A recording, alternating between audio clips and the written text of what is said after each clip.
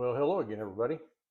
This is Steve coming at you from the flatlands of West Texas. Today is a blizzardy day. It's cold and snowing, and I'm glad I'm in the shop here visiting with you folks instead of out trying to ride a motorcycle. I had planned on taking a little trip down to the Texas Hill Country this weekend. The weather had been beautiful last week, but this morning I woke up to snowfall and 40-mile-an-hour winds and temperatures in the low 30s. So I don't think we'll be taking the hill country trip anytime soon. It is cold and windy today.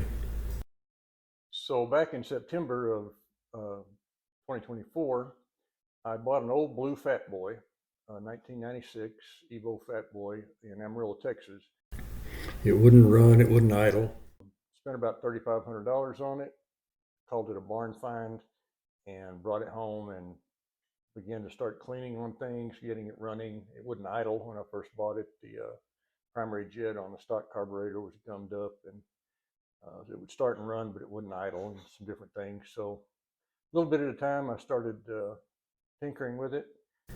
Did get it running where I could ride it. And patching up oil leaks and things. And I'll show some video of what I've done throughout the last few months to get this thing going.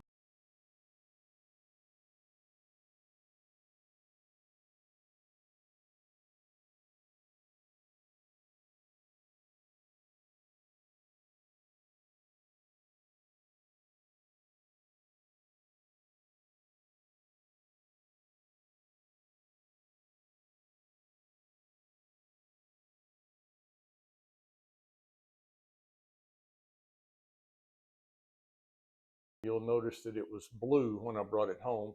It's a really pretty blue. I think they called it Empire Blue or something like that, but really pretty color. The trouble was the previous owner, who was the original owner, had bought it brand new in 1996.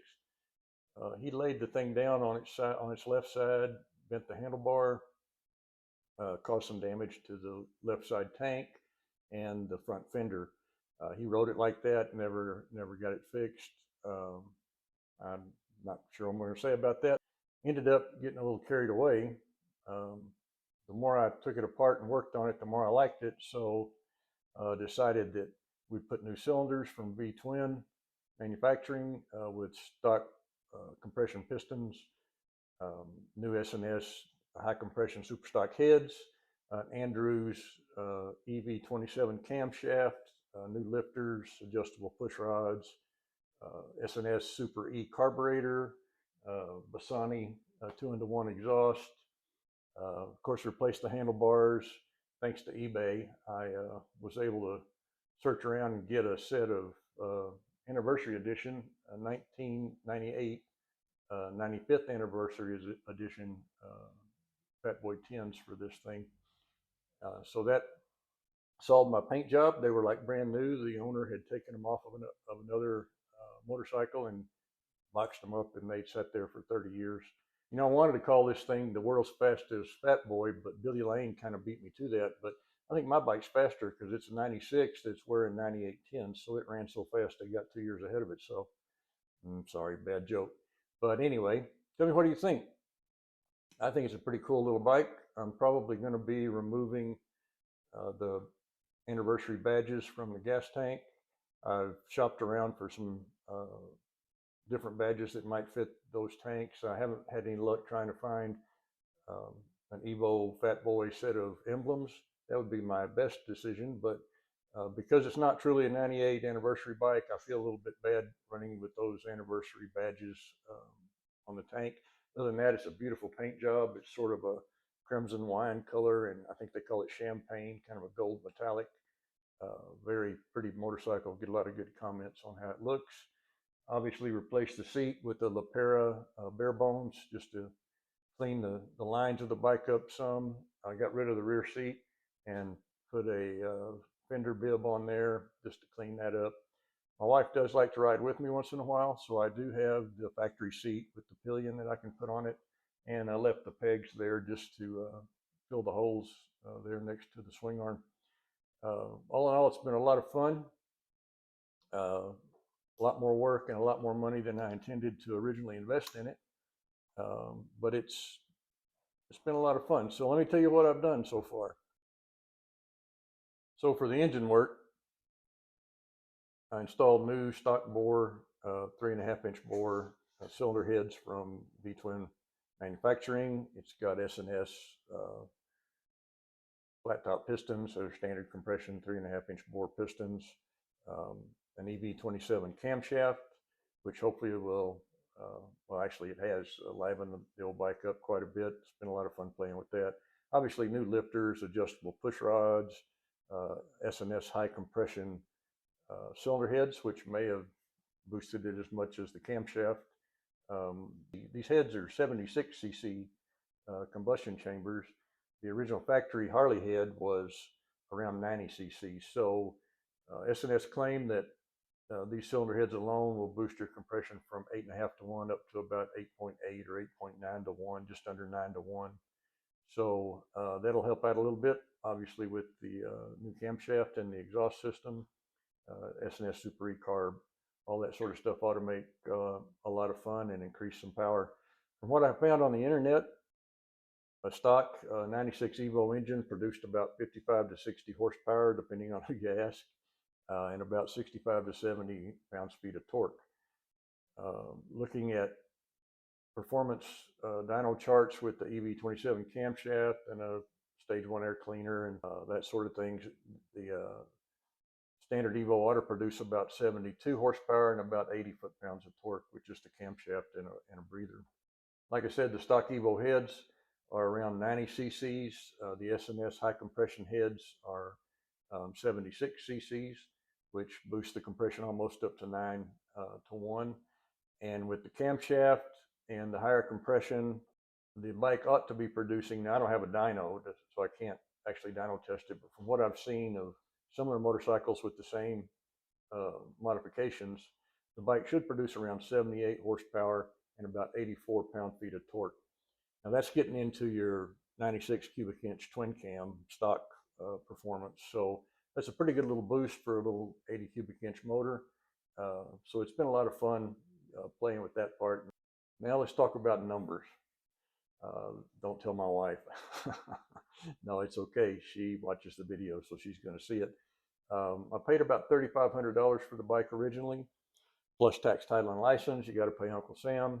That cost me about $3,750 total after tax, title, and license.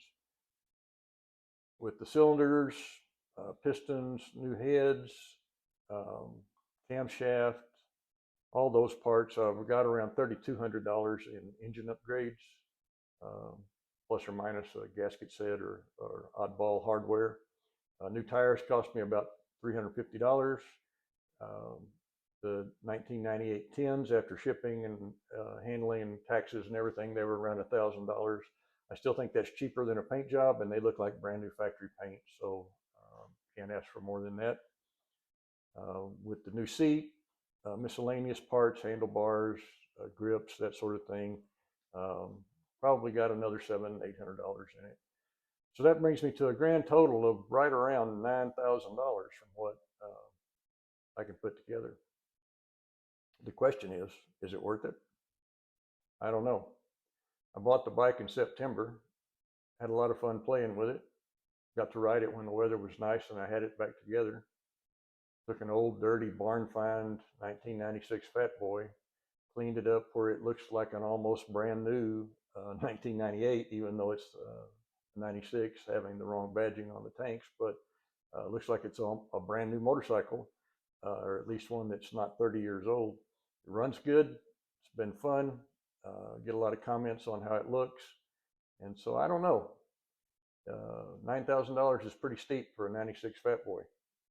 Like if I sold it outright, I'd probably get maybe 5 or 6 grand for it if I was lucky. So not a very good investment money-wise, but because I decided I wanted to keep the motorcycle, I liked it so much, I wanted to go ahead and do some quality upgrades and fix it up right rather than just, patching up some leaks and trying to flip the thing. Never been able to make any money on used motorcycles. Always put more money in them than they're worth. I've always had that problem. 62 years old. I doubt that I'll learn any better anytime soon, but hey, it's been fun. Okay, so we're going to give it our first start up since we had all the work done.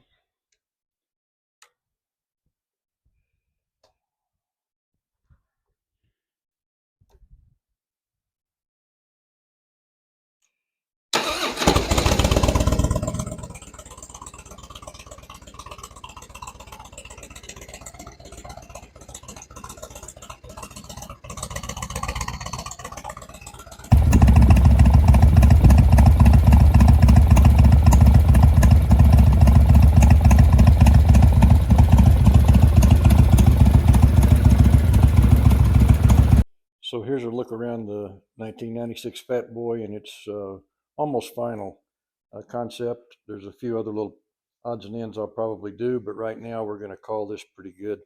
Um, Replaced the floorboards with the half moon boards just because I like the way they look.